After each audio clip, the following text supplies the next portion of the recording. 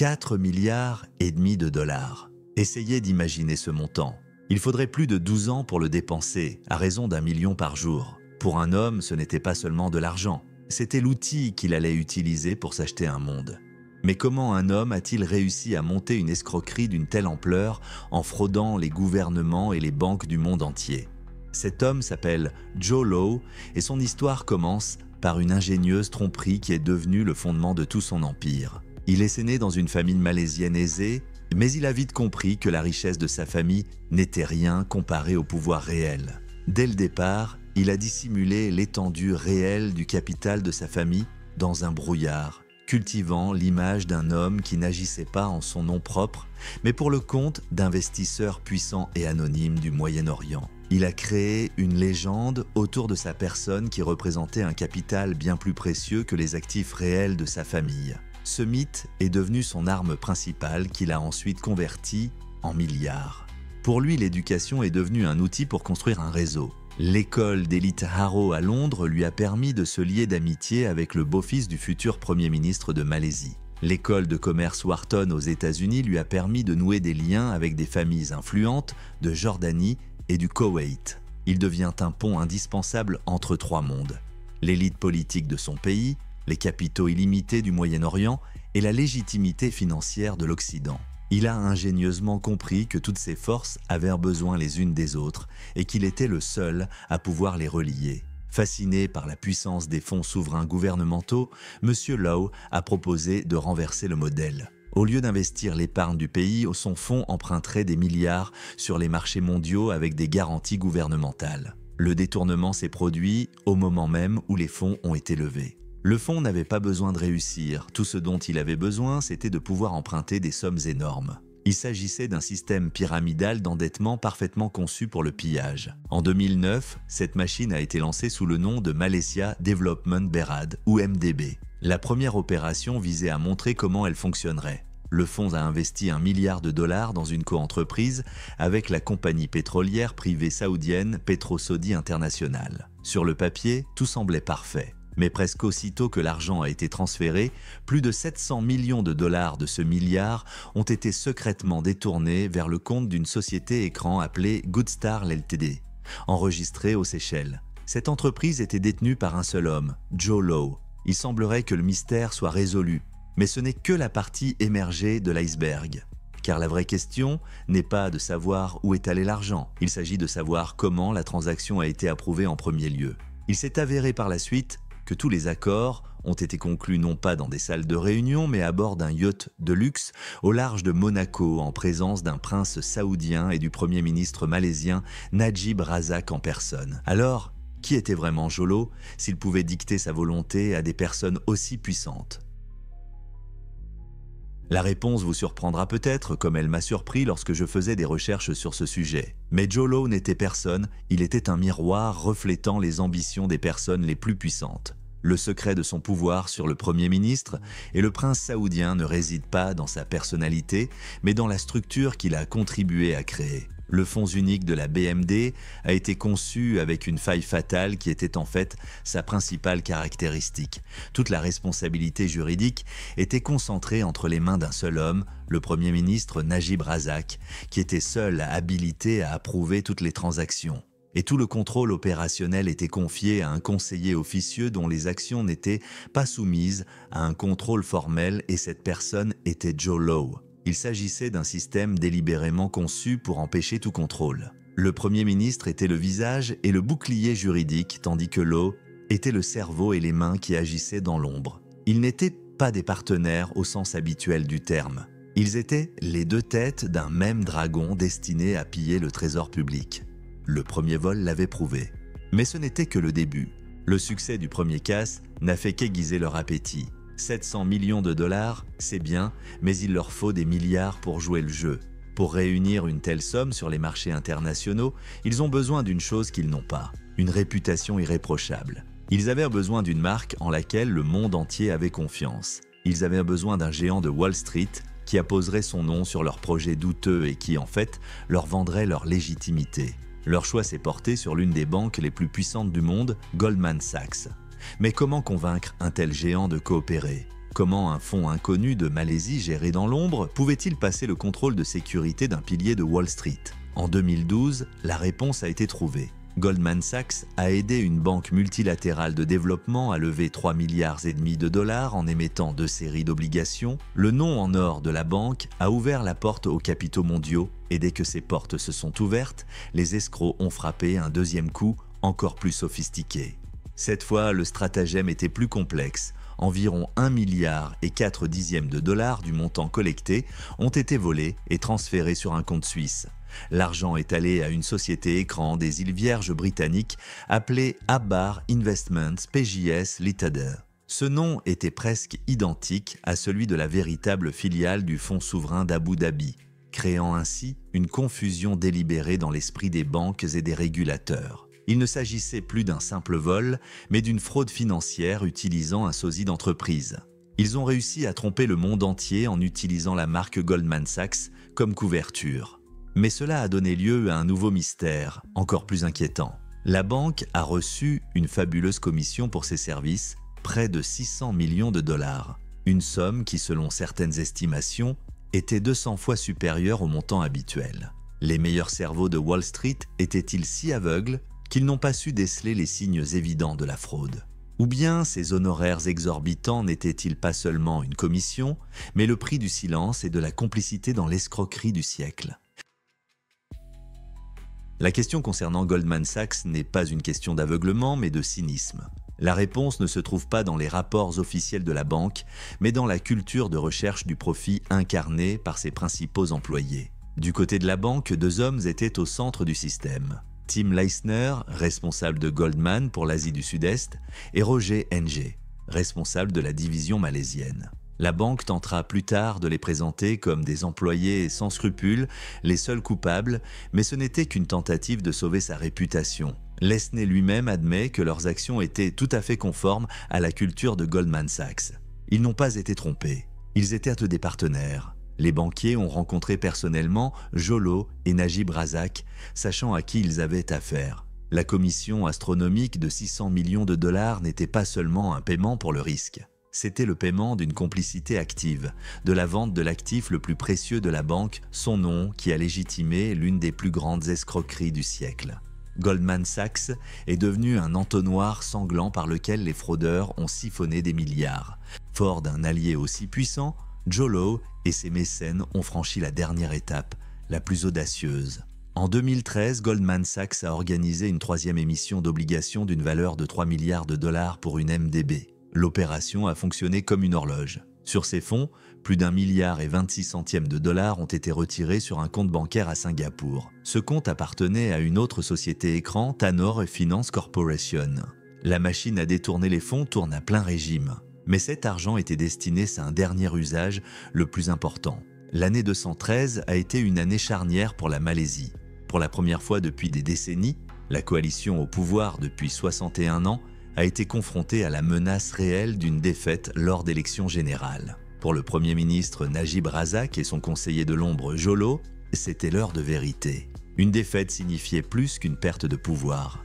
Elle signifiait l'imminence d'une enquête, l'exposition au grand jour et l'effondrement de l'ensemble de leurs projets de plusieurs milliards de dollars. Tout était en jeu, leur fortune, leur liberté, leur avenir. Les milliards volés ne sont plus seulement des trophées pour une vie de luxe, ils devaient devenir des armes. La dernière tranche obtenue grâce à la 3e émission obligataire de Goldman Sachs était justement destinée à cela. Plus d'1,26 milliard de dollars déposés sur les comptes de la société écran Tanor Finance Corporation attendaient d'être dépensés. C'était l'aboutissement de tout un plan pluriannuel, transformer l'argent volé en un pouvoir politique inébranlable. Et ils ont agi avec une audace sans précédent. Depuis les comptes de Tanor, une société offshore contrôlée par un associé de Jolo, quelques 700 millions de dollars ont été transférés directement sur les comptes bancaires personnels du Premier ministre Najib Razak. Cette opération a eu lieu juste avant les élections, transformant les comptes personnels du chef de l'État en un gigantesque fonds fantôme destiné à financer la campagne politique. Cet argent a inondé le processus électoral, créant un véritable tsunami financier. Les fonds volés au peuple malaisien ont été utilisés pour corrompre les électeurs et financer la plus grande campagne électorale de l'histoire du pays. L'opposition a tout simplement été balayée par cette avalanche d'argent. Au final, la coalition au pouvoir est sortie victorieuse. Un triomphe acheté avec de l'argent volé. Pour Jolo, c'est l'apogée de son pouvoir. Le détournement de fonds était terminé et le pouvoir politique était concrétisé. Il ne s'était pas contenté de voler de l'argent. Il avait assujetti le processus démocratique d'une nation entière. Il était passé du statut de financier de l'ombre à celui de marionnettiste qui avait assuré la victoire de tout un régime et s'était garanti une immunité absolue. La partie semblait terminée. Il a gagné. Mais alors que la victoire était célébrée à Kuala Lumpur, une tempête se préparait à l'autre bout du monde, dans un bureau tranquille en Suisse. Un ancien employé de PetroSaudi, un banquier suisse nommé Xavier Justo, était en train de copier secrètement une énorme archive de données provenant des serveurs de son entreprise. 90 gigaoctets d'informations, 227 000 courriels et documents prouvant comment le tout premier milliard a été retiré. Il ne le sait pas encore, mais entre ses mains se trouve la clé qui pourrait faire tomber tout cet empire de plusieurs milliards de dollars. La véritable guerre ne fait que commencer.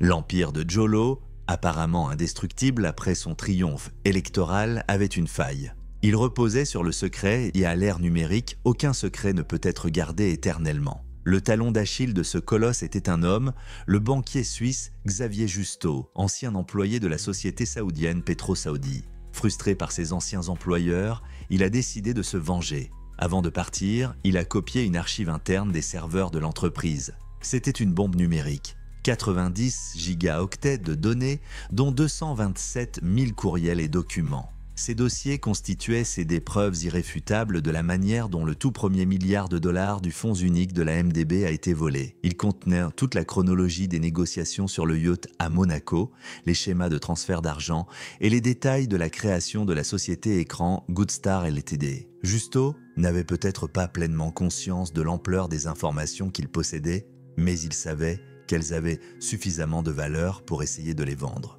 Le chantage ayant échoué, il a confié l'ensemble des archives à quelqu'un qui savait quoi en faire.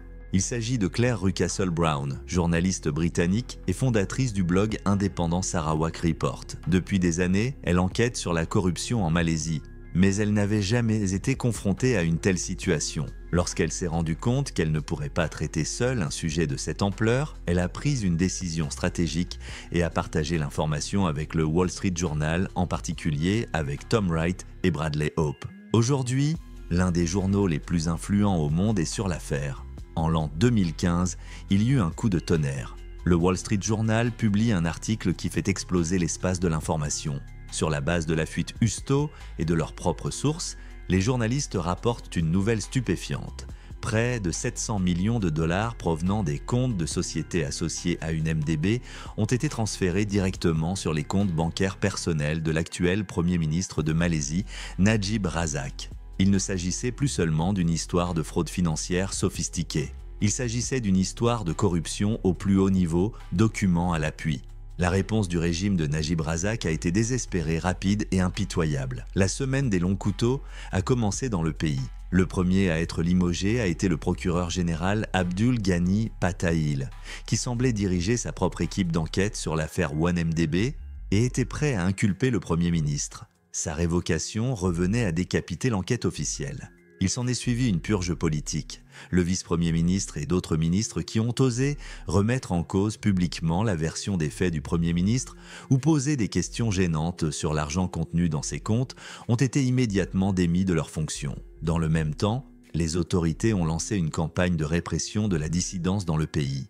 Des hommes politiques de l'opposition ont été arrêtés et des sites web publiant des révélations, notamment le rapport Sarawak, ont été bloqués sur l'ensemble du territoire malaisien.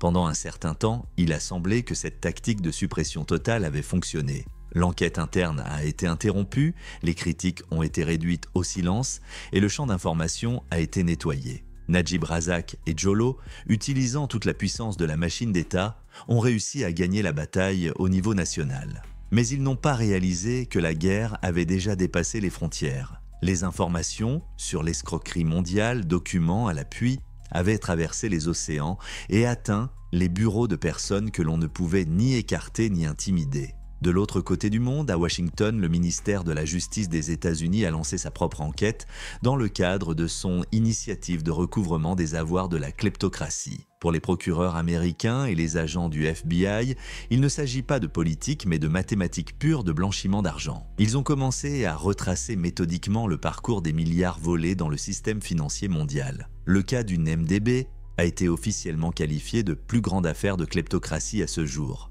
La machine juridique la plus puissante de la planète jouait désormais contre Joe Low. Le ministère américain de la Justice a riposté en adoptant une tactique non triviale mais extrêmement efficace. Au lieu d'essayer de mettre la main sur l'insaisissable Joe Low ou sur le Premier ministre immunisé, il a lancé une guerre contre les biens volés eux-mêmes. En recourant à la confiscation civile, ils ont intenté des procès non pas contre des personnes, mais contre des biens, yachts, avions, demeures et tableaux, en prouvant qu'ils avaient été achetés avec de l'argent sale. Une chasse mondiale au trésor de Joe Low a commencé. Ce sont ces trésors qui illustrent le mieux l'ampleur du détournement de fonds. Les procureurs américains ont commencé à démanteler méthodiquement l'empire de luxe que Low avait mis des années à construire. Ils ont suivi la trace de ces fêtes légendaires qui lui ont valu le surnom de « baleine », nom donné aux joueurs les plus fastueux des casinos de Las Vegas. Lors de son 31e anniversaire, les invités ont été divertis par Britney Spears sautant d'un gâteau. Il a loué un Boeing 747 pour fêter le Nouvel An 2 fois en une nuit, d'abord en Australie, puis à Las Vegas en franchissant la ligne de changement de date. La liste des confiscations comprend le principal symbole de sa richesse, le Super Yacht Equanimity de 91 mètres de long, un palais flottant d'une valeur de 250 millions de dollars. Le yacht, avec son cinéma, son spa, son héliport et ses intérieurs en feuilles d'or, a été découvert et saisi en Indonésie, puis remis à la Malaisie et vendu aux enchères. Il était suivi d'un jet privé de 35 millions de dollars et d'une vaste collection de propriétés de luxe à Beverly Hills, Londres et New York. La collection d'œuvres d'art pour laquelle Low a dépensé plus de 200 millions de dollars a attiré l'attention des enquêteurs. Il achetait des chefs-d'œuvre non pas en tant que connaisseur mais en tant qu'investisseur, utilisant l'art comme un atout idéal pour le blanchiment d'argent. Sa collection comprenait des œuvres de Picasso, Monet, Van Gogh et Basquiat. Il a offert un grand nombre de ses tableaux à son ami, l'acteur Leonardo DiCaprio, qui a été contraint de remettre tous les cadeaux, y compris des tableaux d'une valeur inestimable, aux autorités américaines après le début du scandale. L'empire de Joe Low s'écroulait sous nos yeux.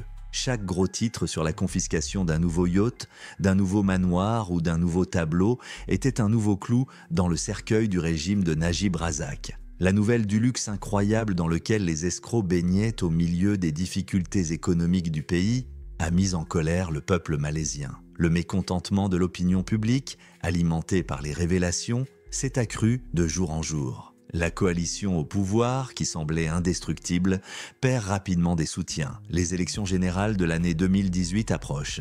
Et pour la première fois en 61 ans d'indépendance, l'impensable semble possible. Un régime entier qui avait régné pendant des décennies pouvait-il s'effondrer sous le poids du scandale qu'il avait si désespérément essayé d'enterrer? Toute la Malaisie retient son souffle.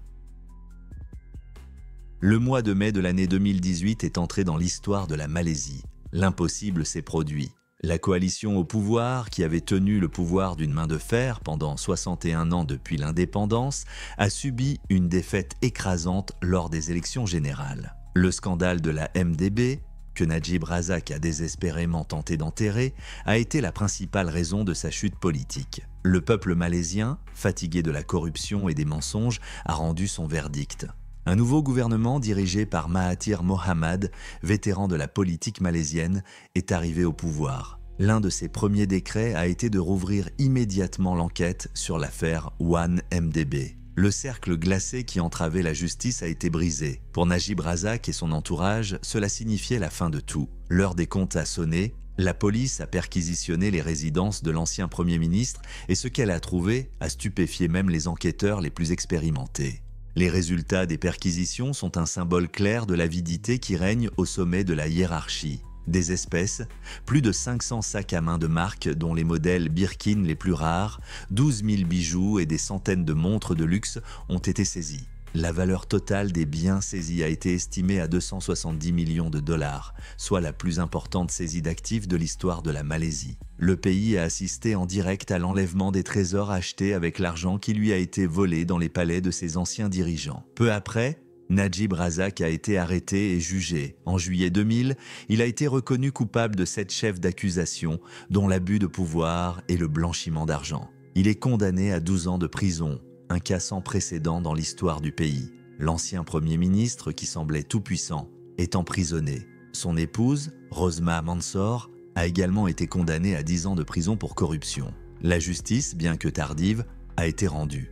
La boucle est bouclée. Presque tous les principaux participants à l'escroquerie se sont retrouvés sur le banc des accusés. Les banquiers de Goldman Sachs ont été condamnés aux États-Unis. Le beau-fils du Premier ministre, le producteur hollywoodien Riza Aziz, a évité la prison en échange de la restitution d'actifs. Des hommes d'affaires saoudiens ont été condamnés en Suisse. Le système qu'ils avaient mis tant de temps à construire s'est effondré, ensevelissant ses créateurs sous les décombres. Mais il restait un grand chapitre inachevé dans l'histoire. Alors que ses complices étaient jugés, l'architecte principal de l'ensemble du système, le cerveau de l'opération, Joe Low, a tout simplement disparu. Le cerveau de toute l'opération s'est transformé en fantôme. En 2016, Interpol l'a inscrit sur la liste internationale des personnes recherchées, en émettant une notice rouge. Low lui-même, depuis son refuge, continue de nier toute culpabilité, affirmant qu'il est victime de persécutions politiques en raison de son soutien au régime des faits de Najib Razak. Il maintient l'image d'un homme injustement vilipendé. Mais Low mène une vie très confortable. Selon de nombreux rapports de journalistes d'investigation, Joe Low ne se cache pas dans la jungle ou sur des îles abandonnées. Il mène une vie luxueuse dans un manoir situé dans le quartier ultra-exclusif de Green Hills à Shanghai. Il se déplacerait librement en Chine, profitant de sa richesse et restant totalement hors de portée de la justice malaisienne, américaine et singapourienne. Sa libération a transformé l'affaire d'un délit purement financier en une question géopolitique complexe. Joe Low est devenu un atout précieux et une monnaie d'échange dans les relations diplomatiques so fragiles entre la Malaisie et la Chine. Les négociations sur son éventuelle extradition se sont entremêlées avec de grands projets d'infrastructure dans le cadre de l'initiative chinoise, une ceinture, une route et de la lutte pour l'influence régionale. Pékin, quant à lui, continue de nier la présence de l'eau sur son territoire, malgré des preuves irréfutables du contraire. Ainsi s'achève cette grande saga. Joe Low, qui a commencé son voyage en créant un mythe à son sujet, est devenu lui-même un mythe. De maître de la fraude financière, il est devenu un pion important dans le jeu mondial des grandes puissances. Son sort ultime dépend désormais moins de la justice que de la grande politique. L'homme qui voulait acheter le monde a fini par devenir une marchandise sur le marché politique mondial et son histoire est devenue un rappel éternel que dans un monde de grand argent et de grand pouvoir, la justice n'est pas toujours l'autorité finale. Quelle conclusion pouvons-nous donc tirer de l'histoire de Joe ? L'histoire de Joe Low a montré que l'ère de la corruption primitive avec des valises d'argent liquide est irrémédiablement révolue. Nous vivons à l'ère de la kleptocratie mondiale et systémique, où les crimes sont commis non pas en dépit du système, mais avec son aide. Les banques les plus respectées de Wall Street peuvent devenir des instruments de détournement de fonds. Et les nobles objectifs des fonds publics peuvent devenir un simple paravent pour le pillage d'une nation entière. L'idée que cela n'est possible qu'au cinéma est la principale vulnérabilité sur laquelle s'appuient les fraudeurs de cette ampleur. L'apothéose de ce cynisme a été le fait que la société de production de Joe Low a réalisé, avec l'argent volé au peuple malaisien, une superproduction hollywoodienne intitulée « Le loup de Wall Street », avec Leonardo DiCaprio dans le rôle principal. Ce dernier était d'ailleurs un bon ami de Joe avant qu'il ne soit démasqué. Le film glorifiant les escroqueries financières a été financé par l'une des plus grandes escroqueries de l'histoire. Les criminels ont littéralement blanchi leur réputation en transformant l'argent sale en glamour hollywoodien. Le système financier mondial moderne n'est pas seulement un mécanisme d'investissement. Il s'agit d'un marché efficace où la légitimité est une marchandise négociable. Et la marque d'une banque respectée ou le nom d'une star d'Hollywood n'est pas seulement un symbole de réussite. C'est une clé universelle qui peut ouvrir la porte à la confiance du monde entier. Voler des milliards n'a plus rien à voir avec un film d'espionnage. Il s'agit d'une activité rationalisée où des pays entiers ne sont que des lignes sur une liste de cibles potentielles. Et n'oubliez pas la principale leçon de cette histoire, la plus grande vulnérabilité du système par lequel 4,5 milliards de dollars ont été retirés n'était pas un instrument financier complexe, mais la cupidité humaine et la volonté de croire en un homme charismatique qui promettait l'accès à une richesse inépuisable. Soyez extrêmement vigilants. Ne croyez pas aux contes de fées de l'argent facile, interrogez-vous toujours sur l'origine des capitaux et prenez les grands noms et les marques aussi au sérieux que vos propres économies. Votre hygiène financière est votre plus grande défense. Comme toujours, votre Monsieur Dark Web.